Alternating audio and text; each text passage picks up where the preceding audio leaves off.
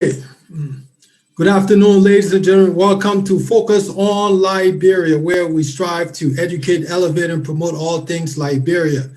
Today on the marketplace, we're doing something a little bit different today, where we have invited Mr. Alex Cuffy, who I will introduce a few minutes from now, but basically to discuss the report, the autopsy report of the 4 auditors, and also looking at the LRA situation with that audit report, looking at it in depth, and also asking him, being as an auditor working in Liberia, some personal experience. You don't want to miss this.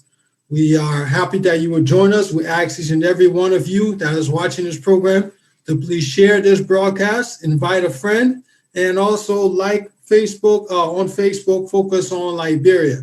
And ladies and gentlemen, without further ado, I will read our disclaimer and get into the topic of the day. Ladies and gentlemen, a lot of things going on in Liberia. The pot is boiling, the pot is boiling.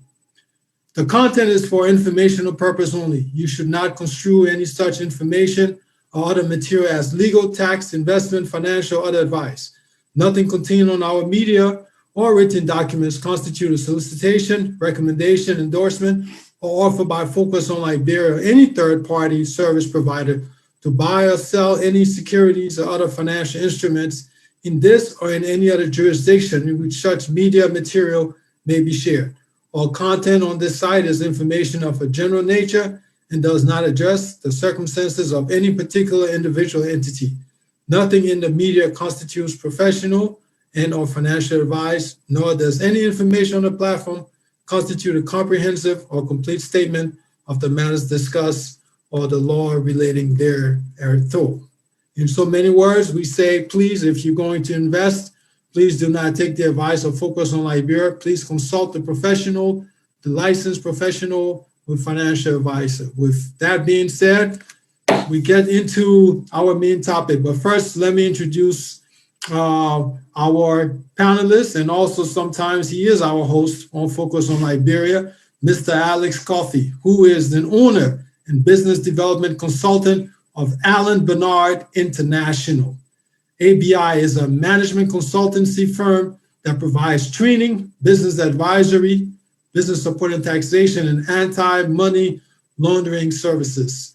Mr. Cuffy is no stranger in the accounting world, having worked for one of the big 4 accounting firms, and you have seen it. He has been on here before, and now we invite you here, Mr. Alex Cuffy.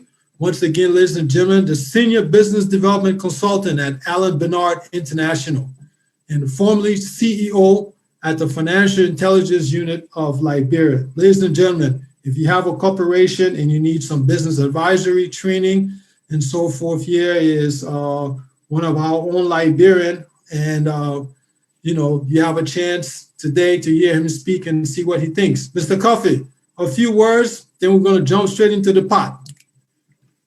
Thank you, William, and thank you, Andre. Thank you, Focus on Liberia, and let me greet everybody who listening and watching this podcast. Hello to everybody, and let me also issue my own disclaimer. The views expressed here are all my personal views, not the views of Allen Bernard International, and also don't construe anything as financial advice or business advisory.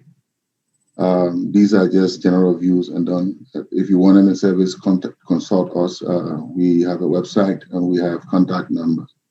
You can check out my Facebook page. You will see the information there. Thank you. Thank you. So, Mr. Cuffy, let's get straight into this thing. This autopsy report, a lot of Liberians were waited for it from the Ministry of Justice, the 4 deceased auditors, our fellow Liberians. Pains us to even say that. But tell us something. Does the autopsy report answer the concerns, or does it present more questions? Yeah, well, I think to answer your question directly, the report that was given, I wouldn't say the autopsy report, I would say the report that was given by the Minister of Justice, it leaves more questions than answers. If you listen in various quarters, and in my own listening, I listened to it when it was broadcast live. I listened to it and I read the report itself, the paper report. So I did both. And then I've listened to other panelists and other in different quarters. And in my own view, it leaves more questions than answers. Give us your top 2 or 3 questions.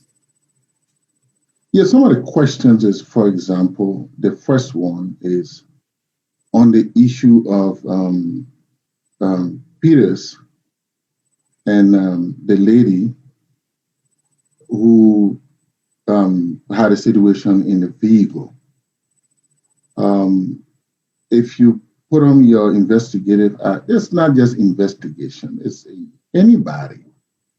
If you listen to the report on that day and you read the report, the biggest concern is, did this guy and this lady decide to kill themselves? Did they decide to just commit suicide? Because it would look as if it's a suicide. For somebody to sit in a car for, say, 24 hours, and somebody come knocking on the door, opening the door, and they see your eyes red. So it leaves that question. The second concern is with the guy Bambutu, who was said to have had an accident. The curve, that's a curve. So the question, was the guy drunk? If he was over speeding in a curve, was he drunk? And if he lives in that area and used that road, when I was in Liberia, I used that road once in a while if I have to do something on that side. And everybody who used that road knows that there's speed breakers on that road. Everybody who used that road knows that there's a big curve. So for the guy to be over speeding and hit a speed breaker and ran into somebody's house, it still leaves question. Then on the issue of knee swab, and the Minister of Justice mentioned the height. I knew the height. I mentioned the height before even the report mentioned the height. That's 13.1, 13 feet 1 inch.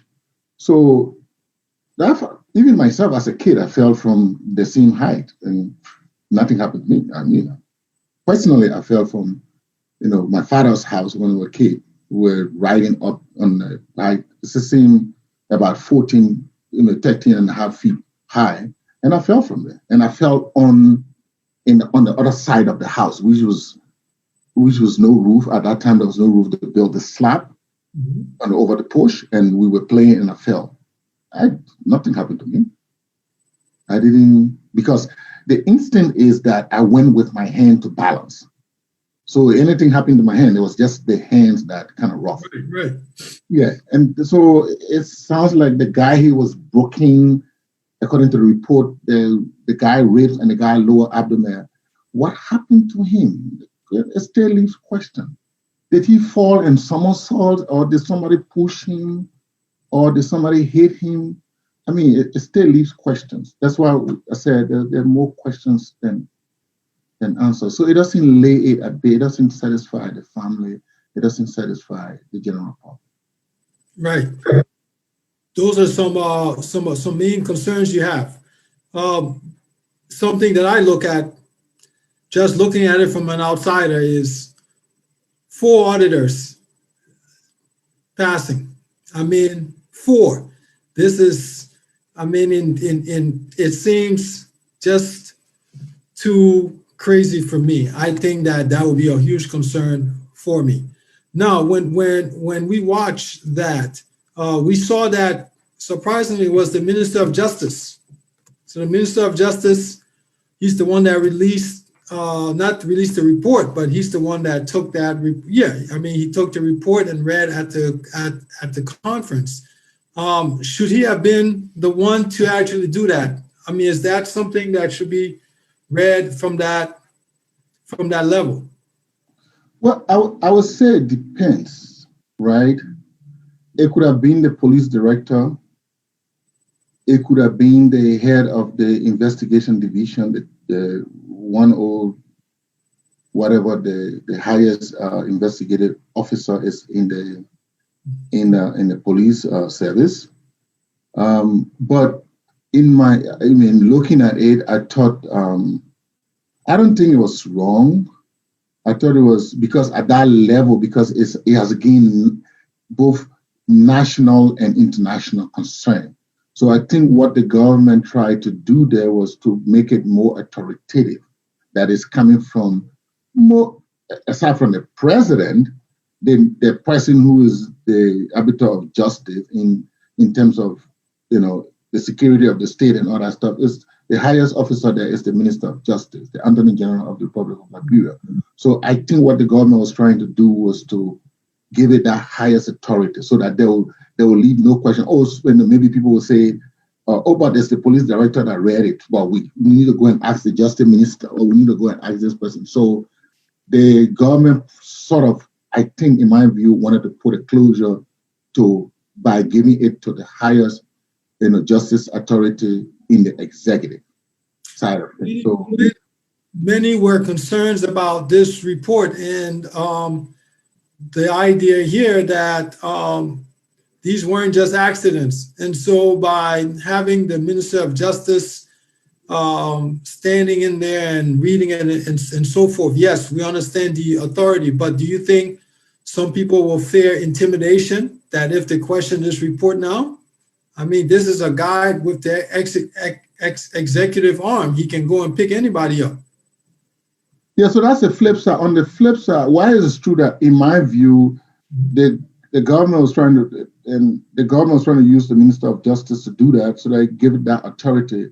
But now, because the way the report is and the lot of question now, there's no other place you can go. If the police director had read it, and even on the government side, they don't have any other leeway. If the police director, for example, or the chief investigative officer at the Ministry of at the National Police had read the report, maybe the government will have a recourse, right, to say, okay, we'll do a second wave, or when the investigation, like in Niswa's case, which is inconclusive, now at this point we give it to the police director or the Minister of Justice will come with it. But at this point, it's like, that's the dilemma with the government. Like, even though it was good, in my view, to give it to the Justice Minister, but the outcome, the report itself and its outcome, now it leaves more, because it leaves more question, there's nowhere else to go after the Justice Minister. I think it does leave question. Now, one of the things I feel it may be coerced, meaning that whoever is doing that investigation, maybe it's a message that has been sent to them that, hey, whatever it is you find, let it drive to this area where these are accidents, because we've already spoken in such a way that these are not. It doesn't appear to be any foul play. Huge concern. On that note, I can tell you, and in further to what I said earlier, I can tell you that with my personal experience working in Liberia and working with the police, I can say that the report was written by the investigators, and the Minister of Justice just read it. Yeah.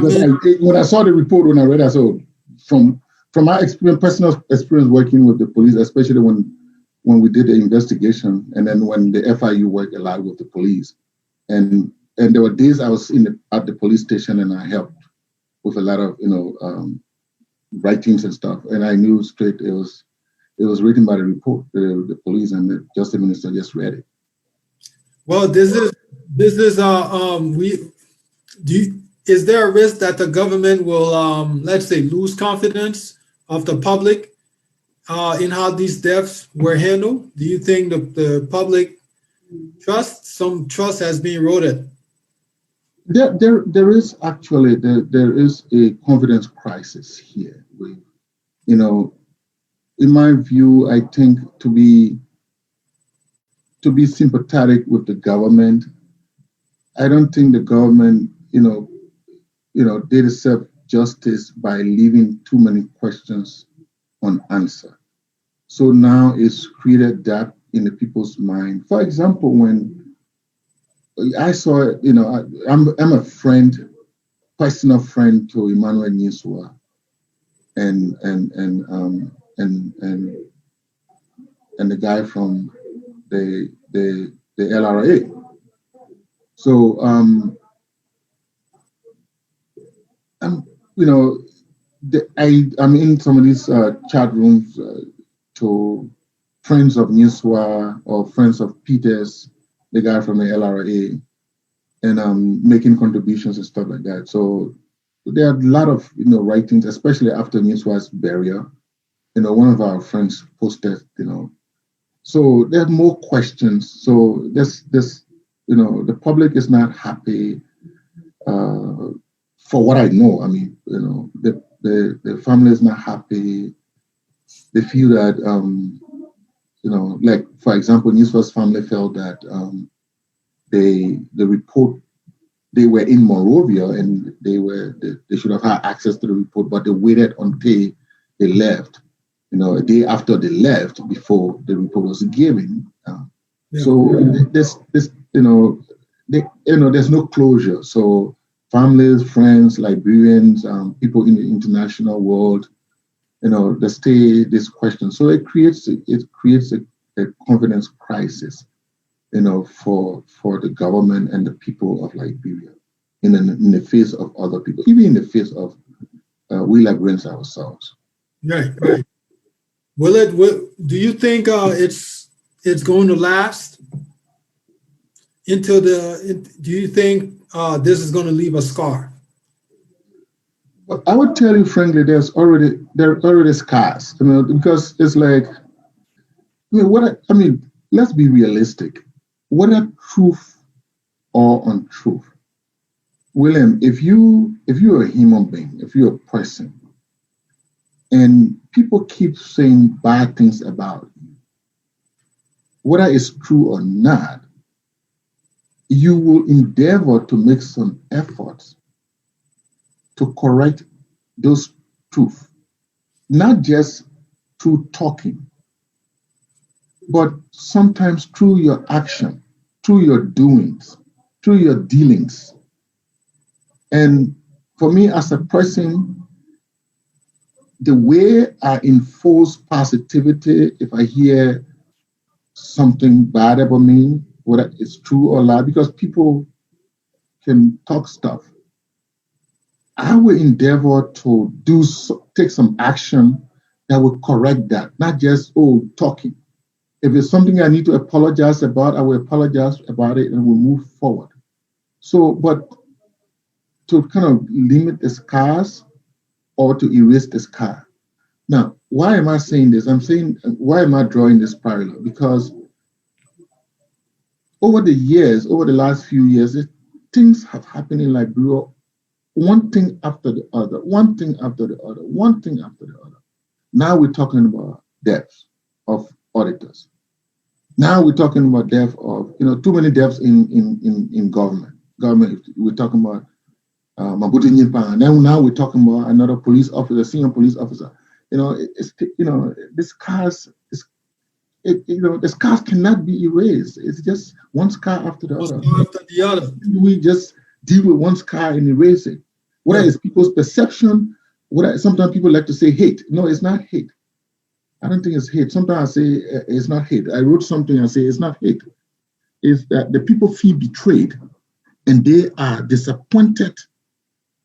They are, venting their anger, frustration, that the gains that we've made over the years is being eroded. So, and then on top of that, things are happening. So these scars continue to, it's like you got hate and the blood clot and there's, it's tried to heal, then you hit the thing again, then there's scar that was on it removed, then the blood starts flowing, and then the vicious cycle just continues. Right. One after the other. Right. Ladies and gentlemen, thank you for joining us on Focus on Liberia Marketplace, where we discuss things Liberia. And right now we're talking about the report, the autopsy report of the 4 auditors, the recent passing of them and what has been happening in Liberia. And we have Alex Cuffy, who, as an auditor in past, and now he's moved on to some big things, but expressing how the sentiments and the feel for this profession. And once again, this is a very old profession. This is not something that you can just sit down and get your experience with 2 months sitting in the college classroom. This takes years. And right now, Liberia is grieving. We've lost 4, and it doesn't seem like there's any closure. With that being said, we ask you to please share this broadcast that we're bringing to you. Alex, let's talk about another issue. Before you talk about the other issue, also, I mean, Liberia is a country. It's in a committee of nations. And we depend on each other. We depend on other things to propel our country's economy and things like that. There's a saying that say, money don't go after bad places, right? So we're talking about investment. There's something they call, in our field, we call it repetitional damage or repetitional risk. You know, when these things happen, it creates a repetitional risk for any individual. If you're an individual, even if you want a girl or you want a woman, you want to get married to somebody, and the person checks your record out, and the person keeps hearing these bad things about you, it's going to be difficult for the person to agree to your proposal. So it's the same thing as, you know, if an investor wants to go to the place, it's going to be difficult. I know, for example, there are many Liberians that I want to go home. Right? I mean, as in Minnesota, as you know, engaged with the community, and just between November and now, there are over 1,000 people who have gone for visas, Liberian visas, just to go visa, just in the state of Minnesota. There are about 2,000 people. But I know from the statistics that I've gotten, there's about almost 1,000 people just in a month's time. So people want to go to Liberia. But it's difficult for when we have this. On the flip side, there are other Liberians who have said, no, I'm not going. Liberians who will say, no, I'm not going, I'm afraid. And this, let alone with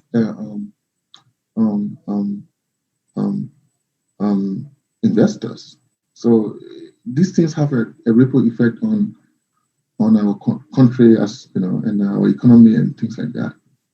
Yeah. So my only plea is for the government to continue to do what it has to do to erase these, you know, bad information that's floating around that place. Correct. That is true. That is true. Let's talk about the LRA, the Liberian Revenue Authority. Recently, with the report about the $25 million over 3 years, that and the response by the commissioner. You know, I really want to jump into that too, because now it seems that we have another money palawa issue.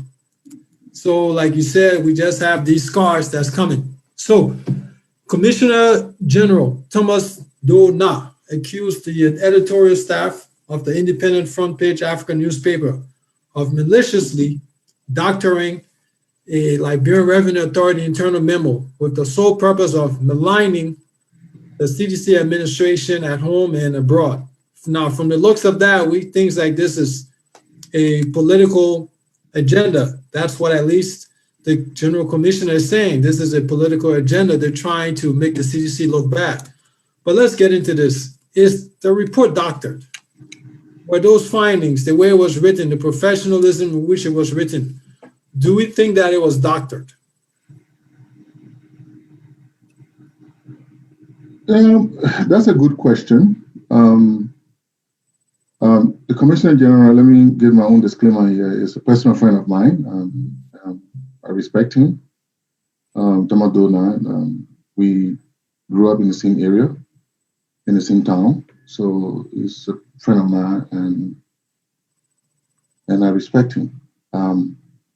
But to answer your question, whether the report was doctored or not, I listened to his press conference, and word for word, I listened to that. I have my own impression about it, but I can't say yes or no. The report was doctored. I know also he was speaking from an authoritative source because he's the Commissioner General of LRA, of the Liberia Revenue Authority. I also know that Front-Page Africa has, won some awards and stuff. So it's a newspaper. It will be within my slightest imagination. If they did that, then that is wrong.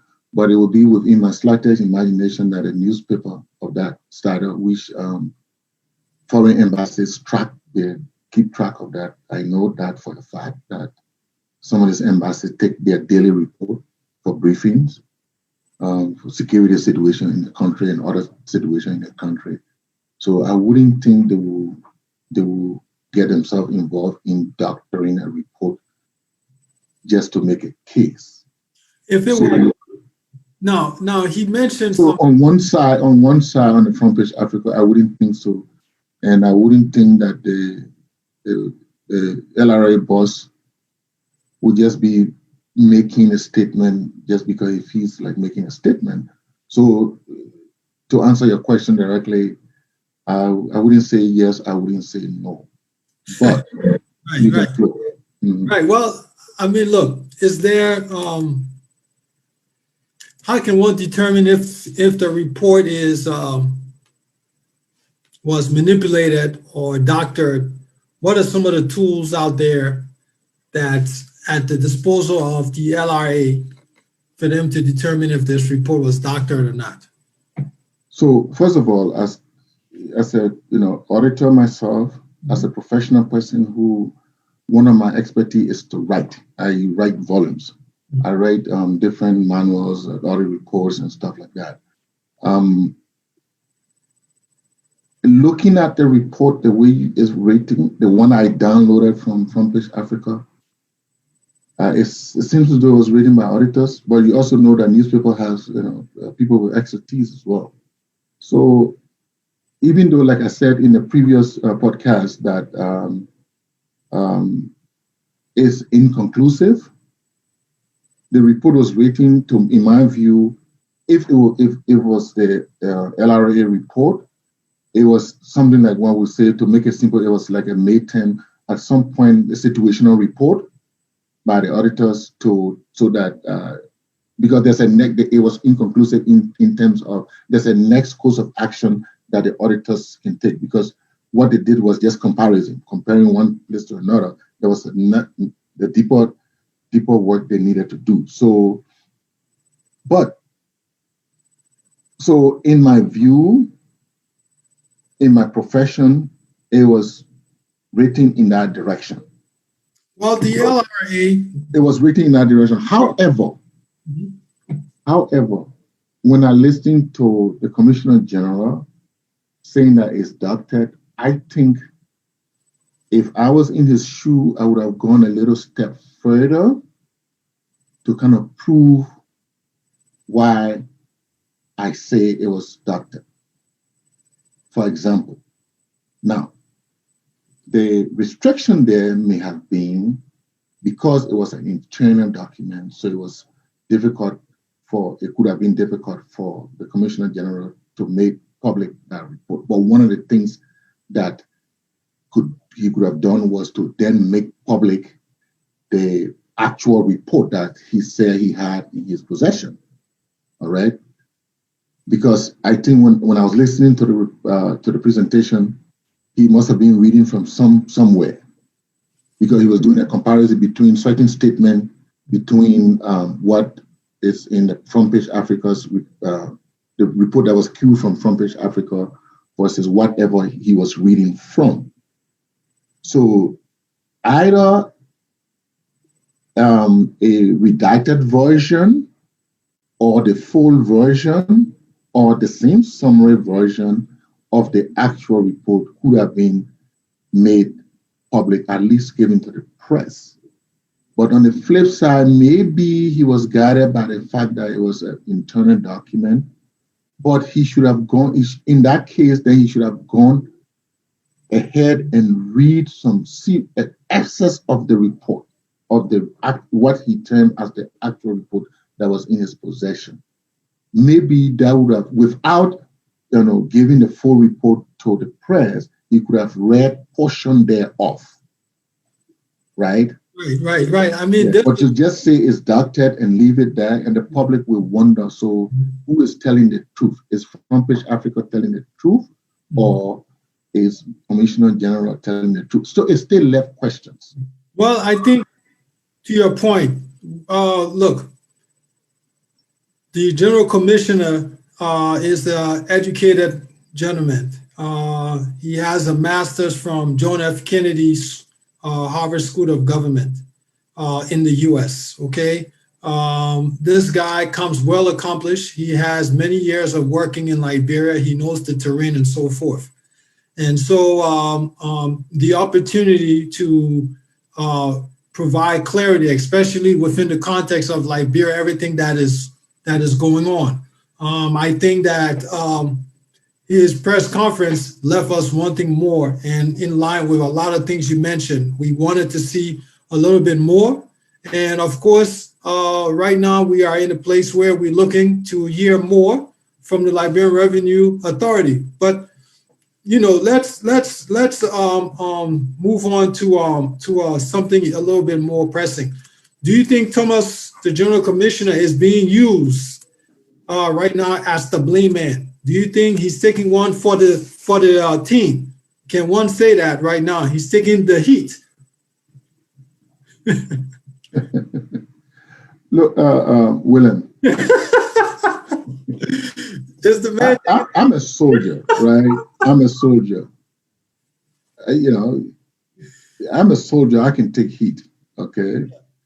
But what I wouldn't want to do is to take the wrong heat. It's like you go on the battlefront, and I haven't been a military man. When I say I'm a soldier, meaning I don't, it's different. I'm committed. I'm loyal. Right. Now, but you know what? In my personal situation, if I feel that this environment is not an environment for me, there's something I learned in my biology class when I was in high school. They say change, migrate, or die. It doesn't mean physical death. When I say die, it doesn't mean physical death. Change. Change means change course. Change course. So if I'm faced with a situation where I have no control over, I change course. Well. Now, then the other one say migrate. Migrate means what? Move. Yeah, leave. move over. Move on. Go to something else. Do something else. Leave. Otherwise, when I say die, it means you get buried with the situation. Maybe you go to London, you do what? You go to Britain, you do what British people do. Well, I think maybe the General Commissioner has changed and he's migrated. Maybe not to the direction that we think he should.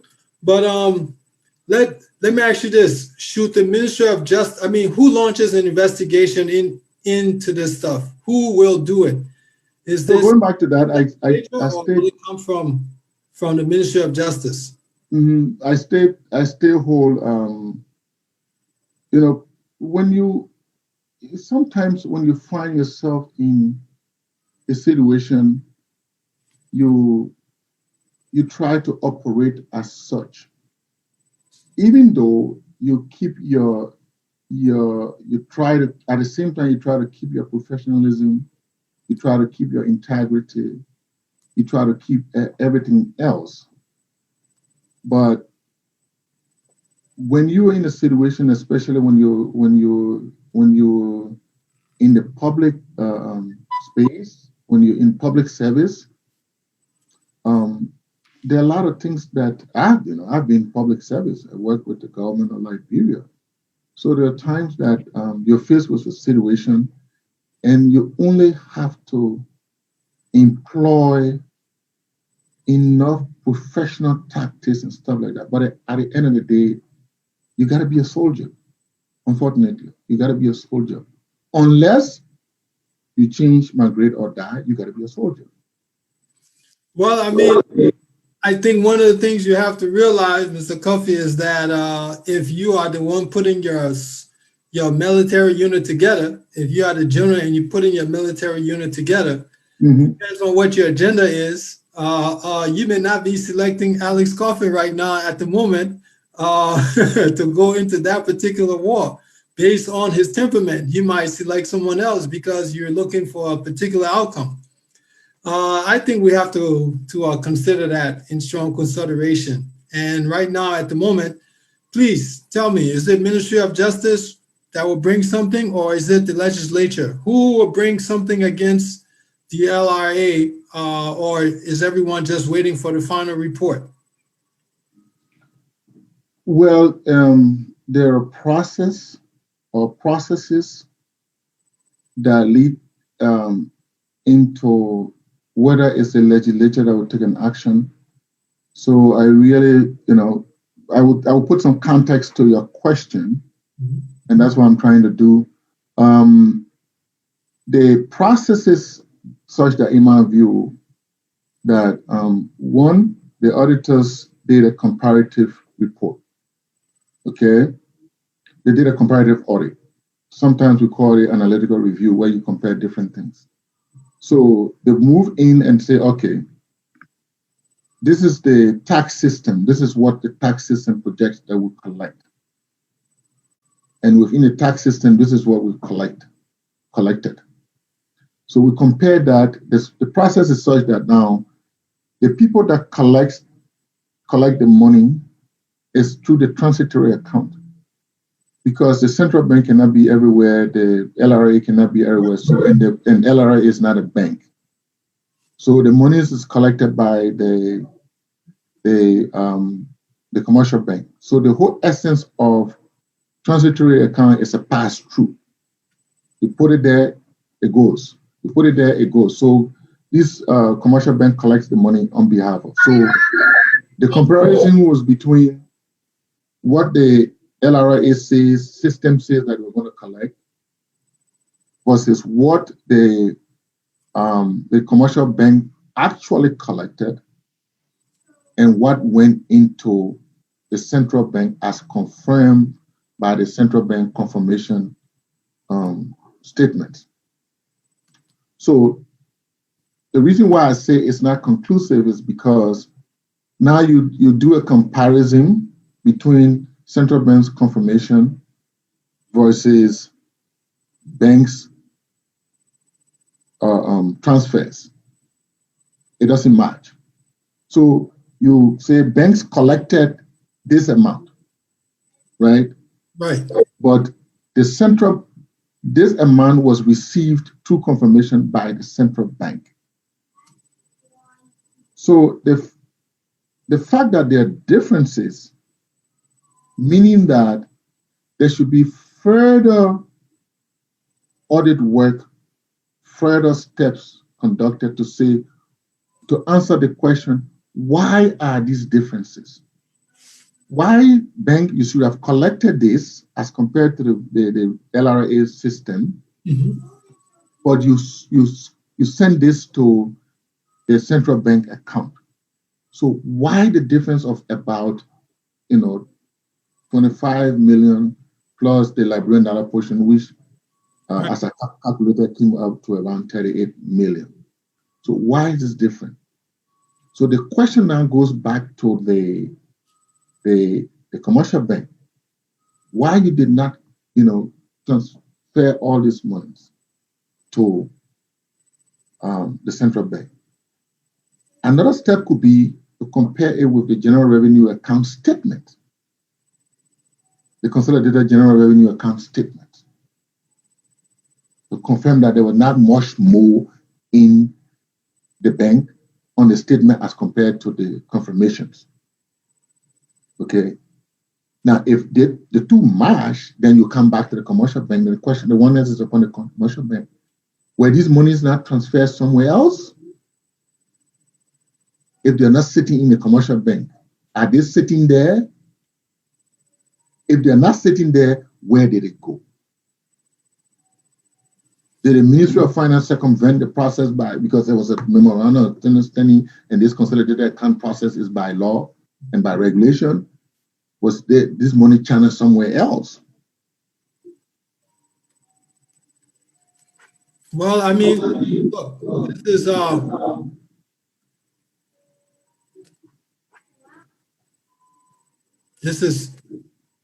is something that is a little bit mind-boggling.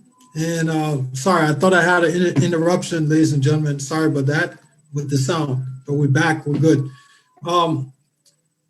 In the past, some people have been. I remember the previous finance minister Kamara, who was called to a hearing committee over certain things, and I was thinking that this general commission, they would ask him to come to a hearing about this. But we're still looking forward to looking at the progress and to see what comes out of this situation. But once again, it's not all clear. Okay, it's not all clear. So in that process, we don't see. Go ahead. So in that process, when you get to the concluding stage that there's an issue here, then now the final report now will be sent to maybe the LACC if it's corrupt. It depends on if it's a criminal. If the monies could not be accounted for, then it could be sent to the LACC. It could depend on the gravity of the case, and if the LRA auditors can conclude that somebody committed a crime, then it could go directly to the Ministry of Justice. And then also the legislature could ask for questions, because that is law that was approved by passed by the legislature. Now, the oversight by asking questions. Yes. Now remember, we talking about 2018. Which was 2 years ago, 2019. So we definitely, the questions are around also. I mean, those should have been reconciled already, and some kind of explanation should have been available readily. I mean, it's 2 years. I mean, clearly the discrepancy at the LRA, someone must have seen it or noticed it. And we're not speaking about someone who I guess you can say a novice in this role and doesn't have the tools to make sure to find out what happened, why the discrepancy. But we are, in Liberia, we're looking to this story and we want more. We want to see more. Yeah, but William, what sometimes the audit is post-audit. So it was conducted after the fact. So you say, okay, do 3 years audit over the last 3 years, or do 2 years audit. So what we're talking about is, according to the report, is 2017, 2018, and 2019.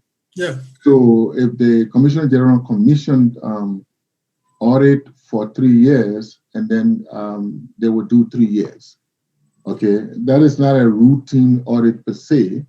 That is a commission audit that was conducted according to what I write in the report that the Commissioner General commissioned. But doesn't the LRA every year, doesn't it reconcile internally? Well, you should reconcile even monthly or quarterly or every year. Yes. Okay. You shouldn't wait for that's revenue. You shouldn't wait for 3 years. Okay. Based on the new article describing the LRA revenue collection process, as an auditor, do you see gaps in the relationship between the LRA tax system, the transitory accounts at the commercial banks, and the consolidated general revenue account with the central bank? In your case, looking at it, do you see the process? Do you see gaps? For the best that I know, when I was recruited by the U.S. government to work on the GMA process in Liberia, and some of the things that we did, and some of the things that were being carried on throughout the years, I wouldn't say there's a gap. That's a process. That is, that was adopted by best practices that other countries. Yeah, best practices that other countries use. This is not a Liberian case, or this is not an isolated thing that Liberia just took from somewhere and put it. These things, the Public Financial Management Act was something that was taken and it was tailored towards the Liberian situation, so that within the bridge. But these things are template that we follow with other countries. Ghana, Sierra Leone, the US, other countries follow. So one of the things I say is Liberia have some of the best laws and regulations and stuff like that. Liberia has some of the best systems, even though those things are subject to change based on we know the story technological change. But the problem we have is who will follow it. No, not just who will follow it alone. Enforce it. Because you hold a hammer or you hold a baseball bat behind everybody, even though I don't, want somebody to be knocked with a baseball bat, but idiomatically speaking, if you enforce, that's what I wanted to say, people will follow. You think, William, in the US, why do you stop at a stop sign? Oh, because what is there, but you stop. You already know. First of all, well, you all know what could happen to. There's a culture of enforcement of laws in this country. I went to Ghana one year and I was running late for a meeting. I told a taxi driver, Charlie, you pass this, I pass. He said, hey, you want me to get trouble? You want the police to arrest me? I said, where's the police? He said, you let me do it. You see where the police are. You going to pay that money? So I'm not going. So it tells you that there's a culture of enforcement already. So the guy dare not. A taxi driver dare not beat the traffic pass on the other side. So it's the people that enforce. If the top gun decide to circumvent the process, who is the undermen or the followers to say no? Well, of course. And that culture, we have all the laws, but we don't have the culture of enforcement, and to a greater extent in our country.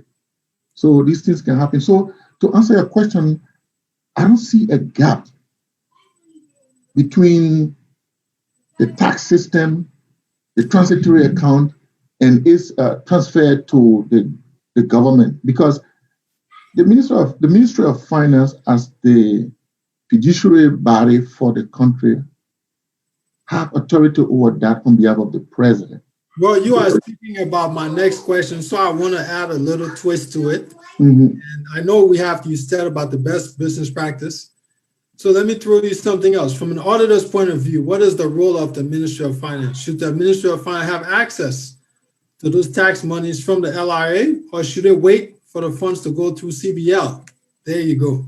Okay, so maybe in my interaction, I was trying to answer your next question, but let me go back to before I come to that. Let me go back. So to answer your question, I don't see a gap. Okay. The problem I see is, which is symptomatic of the Liberian culture, is the implementation. A lot of the time the laws are there, but we like to then now circumvent the process so that we inject our personality or what we think we want to do at that point and get out of it. That is why some of the problem over the years, not just this government, but over the years, we've had this issue of budgetary issue, the budget not meeting, because there are always this extra budgetary expenses for political reasons or other reasons, for self-aggrandizement or mostly politics. We spend money outside the budget, and then when we do this extra budgetary spending, it gets caught up on us, because the budget was made in such a way that we have to spend this money on these things that were budgeted. Of course, there are contingency funds. There are general accounts that other things can come out of. But when you continue to spend money on these extra budgetary situations, that's a problem. So I don't see a gap between these things. And the law is there. What is the implementation? Is the appetite to do implementation? If we don't have that strong implementation, why do we keep giving? Why don't we tighten up some of these adjust some of these best business practices for Liberia, because we are a peculiar place. We are a peculiar nation, a peculiar people. I mean, if you think, somebody said, if you want to really test a process or procedure to make it really tight and nice, drop it in Liberia and see and see what happens. I mean, so should this not happen anymore? Should we turn that off? Because clearly it didn't get to the central bank. Yeah, according to the report that we are looking at now, yes, which is inconclusive, even as it is. The work as a professional auditor, the work is not concluded. So, yeah, it rings a bell for and again, we stay, I don't know whether they're continuing the work. If they will continue the work, I don't know, because we haven't heard anything. So these are some of the places where the government needs to come back and say, hey, this is some of the confidence building situation to say, okay, we continuing the audit, blah, blah, blah, we'll bring the full report, so that it removes that perception, or quote unquote, that doctor situation, quote unquote. It removed that, that perception from the minds of the people. So it answers some of the unanswered questions. You understand what I'm saying? Mm-hmm. Well, these. Let me speak the American civilians to you. You know what I'm saying? You know what I'm saying? I mean, Mr. Coffey, this is look, from the professional side, where we desire to see Liberia move from being one of those places where around the dinner table we have laughing stock conversation about our beloved country. Okay, I mean, these things continue to trigger certain emotions, and it's not good. So let me give you some. Answer your other question you asked about the Ministry of Finance. Oh yes, the Ministry of Finance is the chief fiscal arm of the government. Same way as the central bank is the chief monetary arm of the government. But should they wait? Fiduciary. This seemed like a patriarchal situation where dad comes and say, hey, I know we're supposed to do it this way, but you know what? Let me just stick my hand in here. And people don't say no. So, I mean, what's the role here? Should they wait until it gets to the central bank? Well, that part of the question, I don't know what you're asking, but are you assuming that the Ministry of Finance did something? Well, I mean, they have access to the tax monies. What is the purpose of the the account at central bank if they can have access to the money before it reaches the central bank? What's the purpose? No, Liberia legally, Liberia by law has adopted a single account. Consolidated account. Consolidated account. Yes. Okay, so the money goes to that account. And the Ministry of Finance, as the chief fiscal arm, is the one that authorizes the use of that money through by way of the budget. Yeah. Of course. So the budget is an appropriation, and then there's another process. So there's the revenue side of the budget and the expenditure side of the budget. So the LRA collects the revenue plus and other revenues from bilateral, multilateral places and other places. So those monies come into the general revenue account, and it should be expended out of there. Yes. Okay. Nothing should be expended in the interim, from the transitory account as told. Every money from the transitory account should be swept. Right. Okay. But, all right. Yeah, but I use the word sweep. There's not. I'm not using the past tense. It should be sweep into the general consolidated account, and that's where government say, okay, this one's for payroll, this one's for development according to the budget. Right. All right. Plus all these budgetary support monies from international agency and things like that. So it's from the general account. So the Ministry of Finance is not supposed to spend money from the transitory account or from somewhere else. It has to enter the account then, yeah, it's in the law, it's in the PFM. Yeah, well, this and then is the budget, yes. when you make the budget, when the budget is approved, it also depends on the coming of the revenue. If you don't have the revenue to support the budget, then there where you have these shortage and shortfall and things coming in. But all things remaining constant, there is another process to access that money. Well, we are Correct? waiting. I mean, Mr. Coffee, we are waiting everyone anxiously to hear about, at least let this thing be reconciled, because we don't know. We want this thing reconciled. The banks say that the money was put into the LRA account, and they said X was put in. And when they did the audit, that report, it came out and said, look, we did not receive X, or there's something missing here.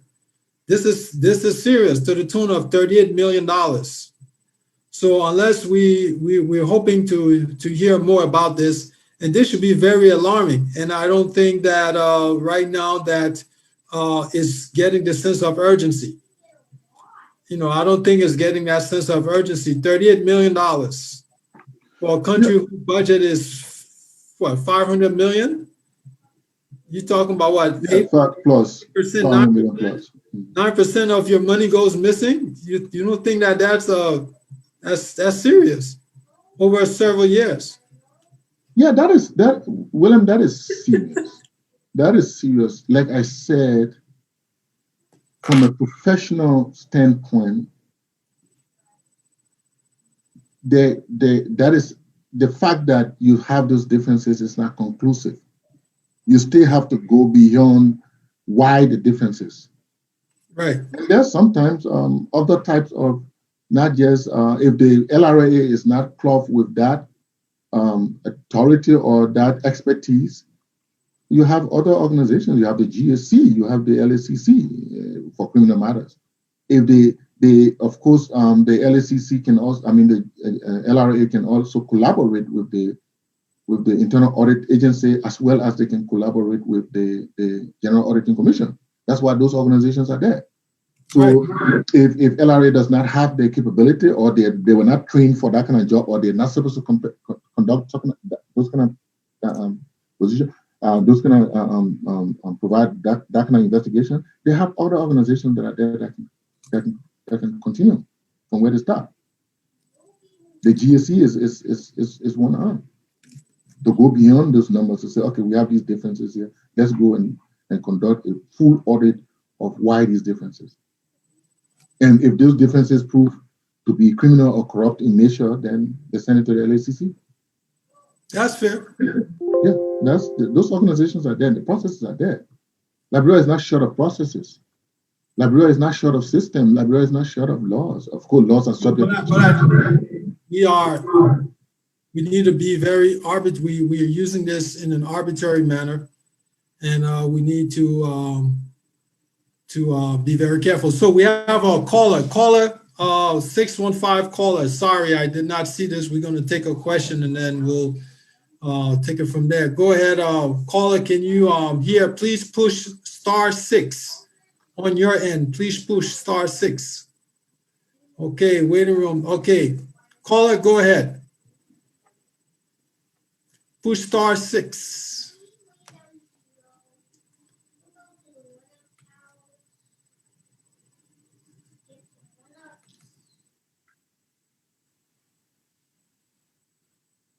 Okay.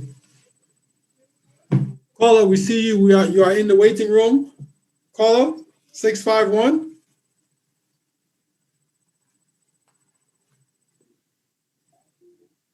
Okay, caller, I think we can hear you. 651.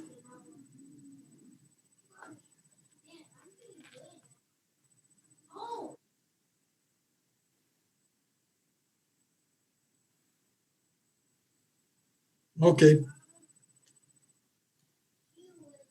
Well, while we wait, ladies and gentlemen, for the caller to come back in so that we will be taking them, what I want to do, Alex, is I want to read something here and I want to hear,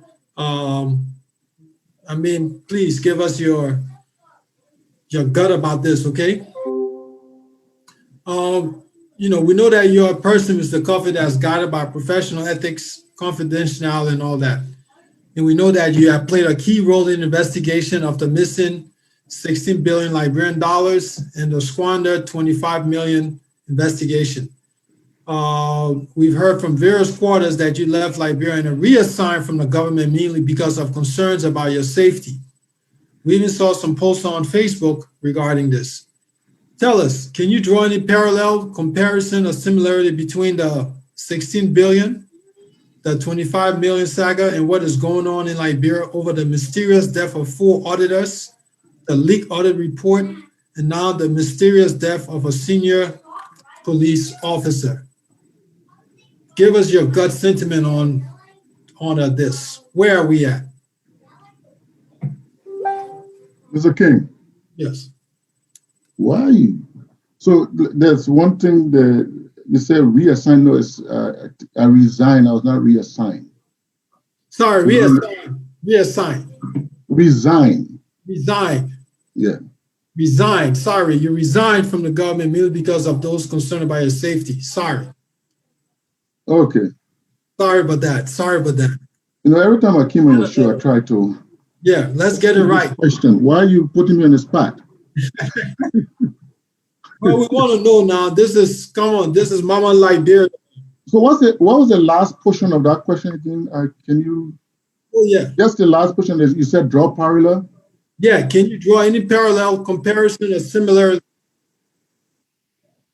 Hold on one second.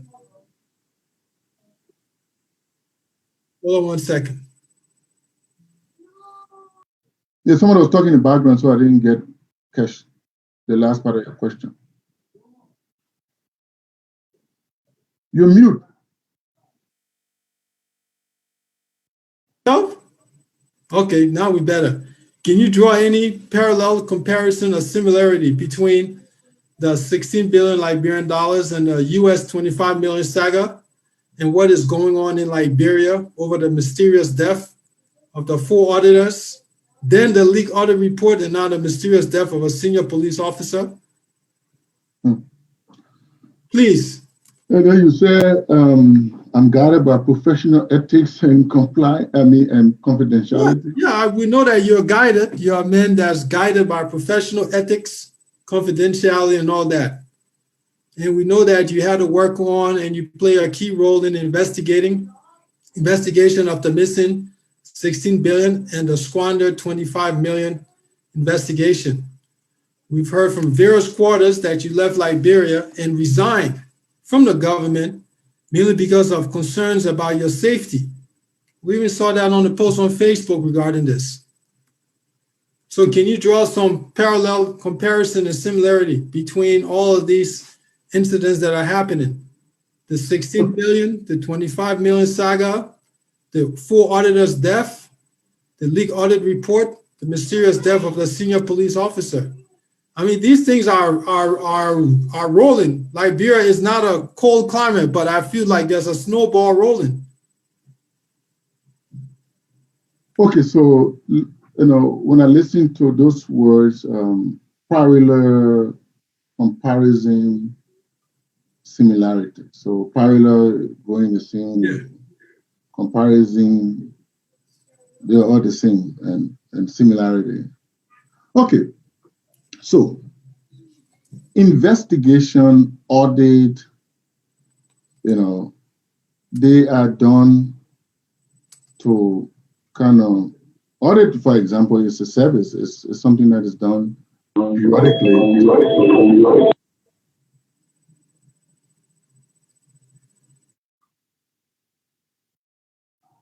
Okay. So audit is something that is done periodically, and then there are audit findings, and those findings are submitted to the appropriate places. Investigation is a little bit more higher. I mean, it could be criminal investigation, it could be investigation into corruption issues, which is criminal as well. So there are parallel, there are similarity there. There's some differences. So the 16 billion and the 25 million investigation that I play a role in was, of course, a criminal investigation. All right. And then now we have the issue of leak audit report, and then I don't know what parallel you want to draw with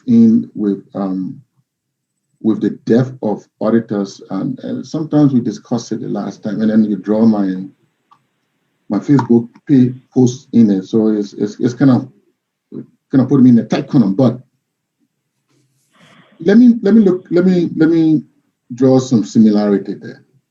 When you draw in safety, especially when you quote my Facebook post about a year and a half ago, and I'm sure that's what you're referring to, which was reposted maybe about a few weeks ago.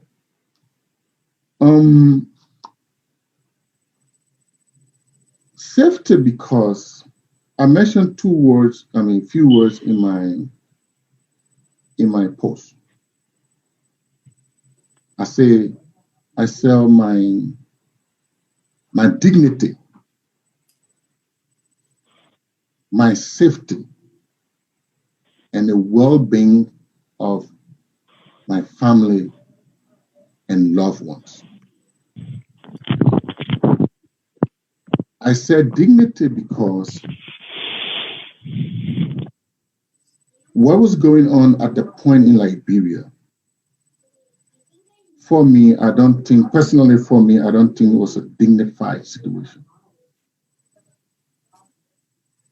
Why do I say that? I'm not looking for glory or whatever, but see, when I worked with other people, when I worked in Ghana, Sierra Leone, Nigeria, those other people, there was dignity in labor. Even if you cleaning the sidewalk with a pressure pump, you're cleaning the bathroom, there's something called dignity in labor. So when I work in these other countries, not that they were hailing me or they were carrying me on their head, but there's dignity in labor. Right. Because there's mutual respect and value, that there was respect for the value that you brought to the table. And so you were sought for the expertise that you bring to the table. And other people have different expertise. That's why we all come together. All right. But so when I worked in Liberia as well, in the initial stages, there was that dignity in labor. But once you start getting a point where you're not being valued, I could be working with a Fortune 500 company in America, and if I'm not being valued, if I'm being trashed, and I feel I'm putting in my best, and my boss or whoever is not valuing my services, I would think that there's no dignity in this labor. I will apply my biology lesson, change my grade or die. So if there's no dignity and I'm not being sorted for my expertise and everything else, then it's about time for me to move on. So to explain that dignity, that's what I meant. So if I could be working with the Fortune 500 company in America or in Britain or in Ghana or in Liberia, and if I feel that I'm not being valued anymore, or if I feel that there are policy differences, if I feel that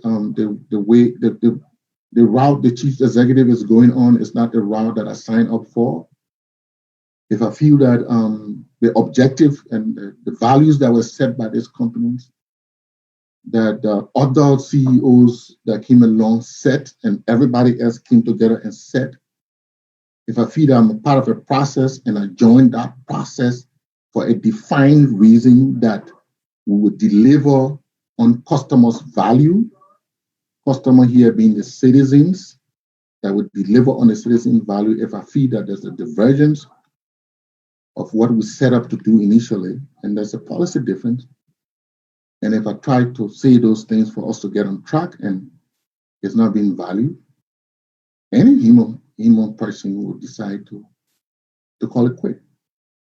And if you feel that you want to be part of that process and continue on, that what you set for the customer's value, and you feel that company is going to go down, it creates a policy of differences, and it removes the dignity. So it's about time you adapt the change, migrate, and then safety.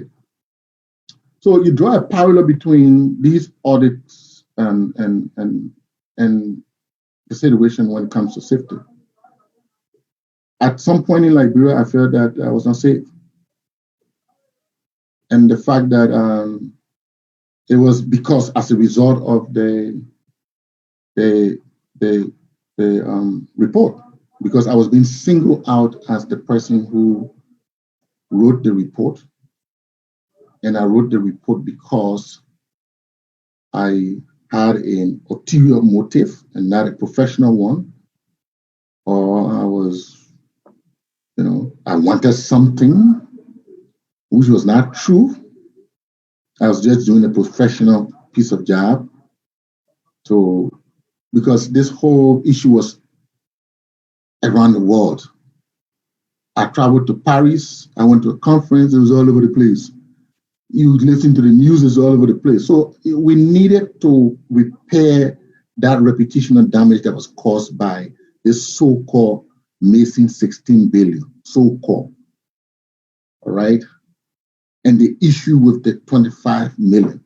So as a professional, as a person who cares for my country, I needed to do the right thing to repair the damage this thing has caused on my country. I wasn't looking at individual. And you will remember that, if you go back, you remember that when we gave our first initial briefing, my name was all in the newspaper. Oh, conflict of interest. This is the very front page Africa we're talking about. They chewed me apart. When I turned, so yeah, they put him there because for him to protect, the chief executive, that he man, that he friend, so they put him there. There were different things all over the place. And at that point too, I felt that my career was on the line. So my country was on the line, my career was on the line, and my friend was on the line too. My friend, the president of Liberia, was on the line. So I needed to correct our basis. There was no ulterior motive. No, I'm a full professional person that can go in anywhere and do anything and get and earn a living. So I was not disgruntled. I didn't have any. I heard some people say, "Oh, he wants to undermine because of this, because he didn't get that, he didn't get." No, it was up to protect the country. And then you remember I also made a statement, which Front Page Africa picked up, that I said that even though the government had approached the US to help and they were hiring crew, but I said that until those people come, Liberians, I wanted to prove that Liberians have the tenacity and the ability that what other people can do, Liberians can do it and do it even better. And I wanted to prove a point because I owe it to the generation, I owe it to the other professional Liberians that were coming up, that not all Liberians will be the same, that there can be professional Liberians, there can be Liberians that can do that work. So it was not for ulterior motive. And of course, we were vindicated. We did a job that was even seen as the best. In a lot of quarters, that was seen as the best. So if other people wanted to change the narratives, it was up to them. But then the safety part is, my safety came to question. So once my safety came to question, So if you talk about, if you want to do a parallel with the death of auditors and stuff like that, yes, I was concerned with my safety.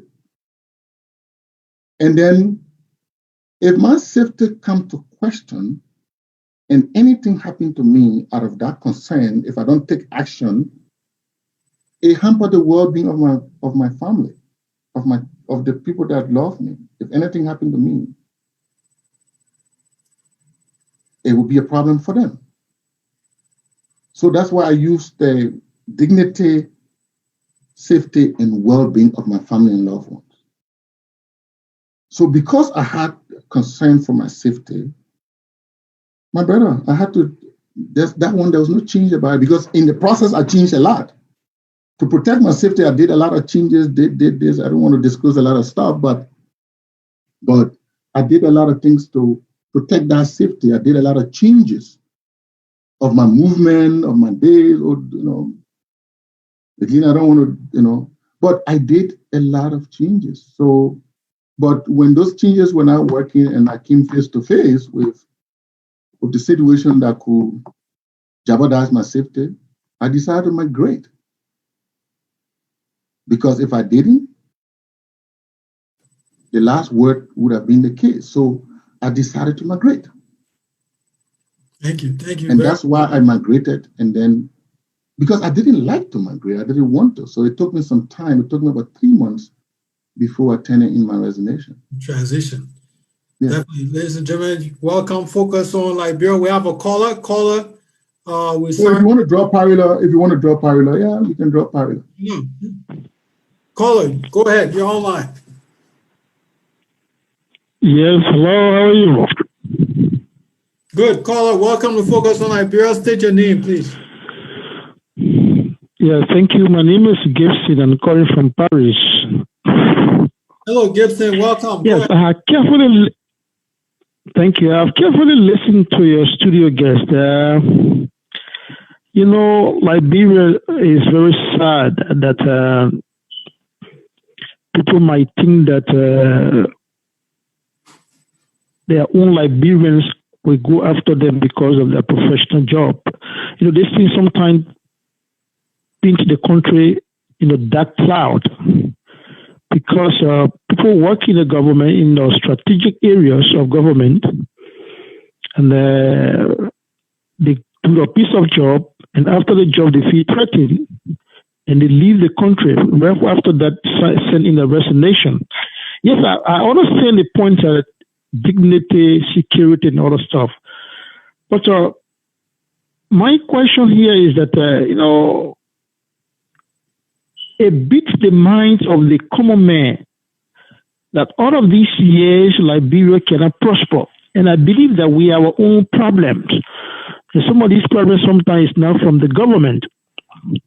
It's from those that work in the government. Sometimes they leave.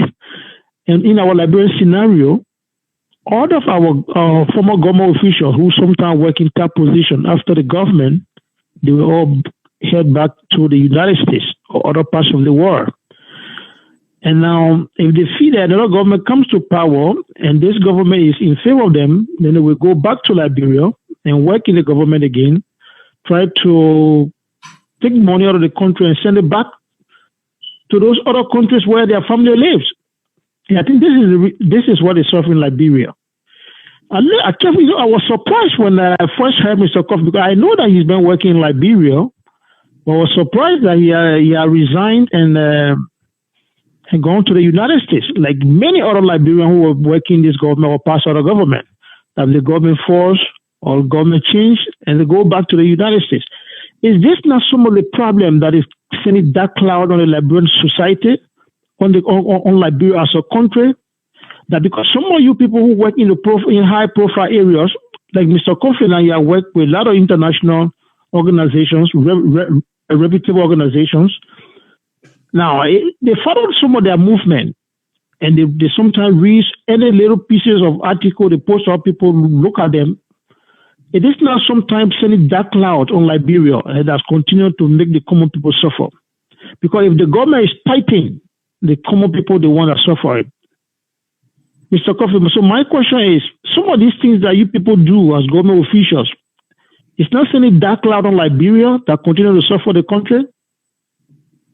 Thank you, Mr. Caller. We have Mr. Cuffy. You ready to respond to that? Thank you, Mr. Caller. Yeah, thank you, Gibson. That's a good question. That's a good analysis and a good question, but it is one-sided. People do not just leave the country and decide to do things out of the way. Okay? Now, we have a situation in our country right now where, like the reason why this show is about, there are people that are dying, and people are asking questions. There are a lot of questions. And people generally do not feel satisfied with the way they're being addressed. And they call some of us to give our viewpoints and to give our personal experiences. Now, what you're indicating is that everybody else who have a situation should shut up, should not say anything. Because if they say something, it will put a dark cloud on the country. So that is what you're focusing on. You're not focusing on the other side. So why make the person to leave? What made the person not to stay? Why was the person put in a situation where he was afraid for his own safety? You're not asking those questions. You're not concentrating on that. You're concentrating. Yeah, so, Mr. Gibson, you're supposed to balance your questioning and your analysis. Now, people don't leave Liberia and go to other countries because they just want to do that. And you, as a Liberian, you are in France. You are not in Liberia. So what is wrong with another person going to another country when you are in France and you're saying that people leave Liberia and they go to other countries? I thought you would have been in Liberia and asking that question. So again, you got to balance your question, Mr. Gibson. You got to balance it. So over the year, there are so many countries. I have worked in different countries, like you said. Okay, and even if I work in different countries, I've always, do the things I'm supposed to do for my family and for my country and from everything. So being in different countries does not preclude me from doing the things for my country. If I feel my safety is jeopardized in another country, I will leave from there. I will go to another place. If I feel that I'm not getting job opportunity or other opportunities in one country, I will move from there. If I'm not getting opportunities, because people travel all over the world. Liberians are all over the place. Ghanaians are all over the place. Nigerians are all over the place. They go back and forth to their country. But some of the things have happened to us, Gibson, over the years. It's not just this government. This thing, as some people will say, when we have an argument, some people say, oh, it's from 1847, the foundation on which our country was started. Sometimes I would say, oh, okay, order one passed, and we had war, unfortunately, and we had peace. So we started a new beginning in fact, our problem from 1847, our problem started again in 1979, 1980, and then accumulated into the issue that the situation we had in 1990 for a number of years. Then we had peace in 2003, and then we had a new beginning. That what should have been a new beginning. So all along, since 1847 to 1979 to 1980 to 1990 and to current, to 2003, 2005 and current, what has happened to Liberia is Liberia has not provided the stable environment for its citizens to thrive. Okay. that stability as a result of leadership crisis after leadership crisis. Whilst our other countries, I work in Ghana, I stay in Ghana for nine years, and I've seen Ghanaians going home. Some of my friends, they got US passport. Some of my Ghanaian friends who I work with, they got US passport, they got British passport, some of them got British passport, some of them got US passport. They say, Charlie, we are home, or we're not going, we just have this passport just to be able to have the access to go back and forth. So are you saying, Mr. Gibson, that people should not go back and forth? I will understand from a point of view where you say it seems as though people are speaking bad about the government. No, people do not intend to speak bad about the government. This is our country. And over the years, in the past, when Bacchus Matthew, then the other people started the revolution, they spoke to Congress, they spoke to other places, they spoke everywhere else. So if things are happening to the country, professionals should be able to come up and speak to it so that at least the leaders, the government should listen, and the government should take cue and say, what are these people talking? But not to just brand these people as something else and say, oh yeah, okay, the other side is good, but why these people are talking? These things are happening in other countries. These things are happening in America. In Liberia, for example, in the past, people went to UN and spoke the ills of the government because they wanted for attention to be drawn to the country's situation. So if some of us are called to give our professional opinion on these things, we're not intending to put a dark cloud on our country. We're not. We're intending to put our voice to the issue in a very professional way. All I'm speaking, you didn't hear me disclose a lot of information for professional reason and for confidentiality. But Mr. King here put me to the point for me to explain something to me. So all I was doing was just drawing a parallel. So thank you very much, Mr. Coffey. The hour, ladies and gentlemen, the hour and a half is well spent. It is important sometimes you hear about the passion that is behind what is being spoken. A professional is not just a professional machine. There's passion. And so we want to thank Mr. Alex Cuffy for gracing us. We did a survey on Focus on Liberia. So for the autopsy report, the questions about the auditor's death, were they answered? Some people said certainly yes, 20%, and some people said definitely no, 80%. So we did a survey, there was about 15 people, so 20% said yes, and 80% said no.